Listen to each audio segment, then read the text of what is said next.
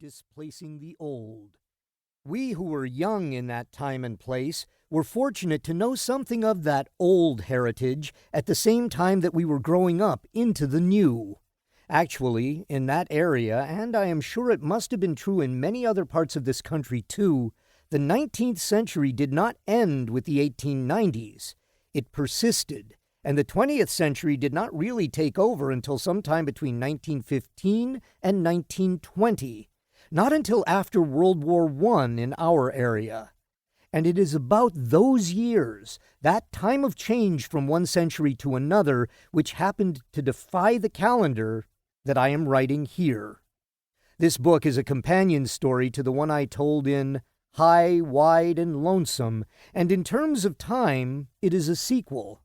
In the earlier book, I wrote of a frontier vanishing before the eyes of a boy who lived on a homestead under primitive pioneer conditions.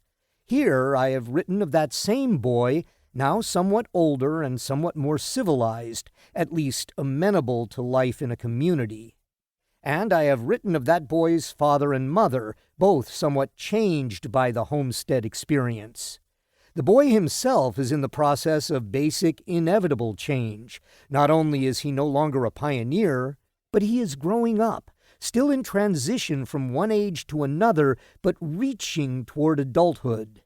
The fact that I was the boy in the earlier book and the youth in this one does not in any way alter the background or the history.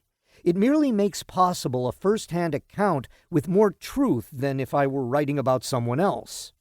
Actually, at this point in life, I look back at that boy, that youth, as someone I knew intimately years ago and miles away, but definitely not as the self I now know and am. But I did know him better than I could possibly know anyone else, so it is his story that I have told. It is always difficult to achieve perspective on the past that we have known, particularly if it has been a time of swift and profound change. I remember things my father said when, in his late 50s, he was asked what it was like to be a pioneer. Father said, "I don't know. I wasn't a pioneer." "But," the interviewer said, "you were one of the earlier settlers here in eastern Colorado, weren't you?" "Not particularly early.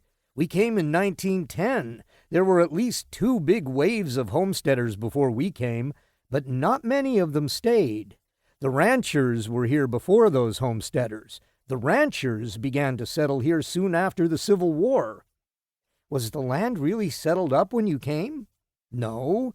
Our closest neighbor was a sheep camp, a herder and a couple thousand head of sheep. And the camp closed for the winter." "You came to Flagler in 1915? "That's right. Flagler was a growing town by then. It wasn't settled for several years after the railroad came through in 1887, but it wasn't a primitive settlement by any means in 1915. It is a matter of definition. Father was using dates and years as his criterion. Actually, we were pioneers on the homestead. We built the first house on that land, dug the first well, plowed its sod for the first time.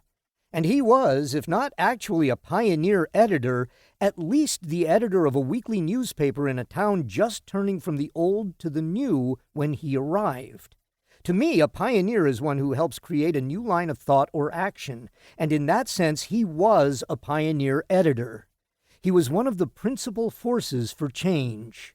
So, as I was saying, this is a story of change.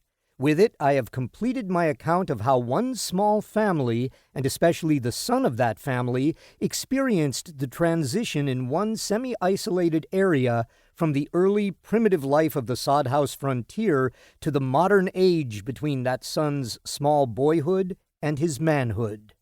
Others have written many accounts of the past half-century's intense urbanization, its social and economic turmoil, its technological domination, and its incessant wars between man and man in the elements, man and his own environment.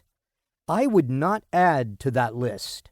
But not many of us have been hurtled from the equivalent of the 1850s to the 1920s in a single decade. And still fewer of us have written about that experience. In High, Wide, and Lonesome, I wrote that a frontier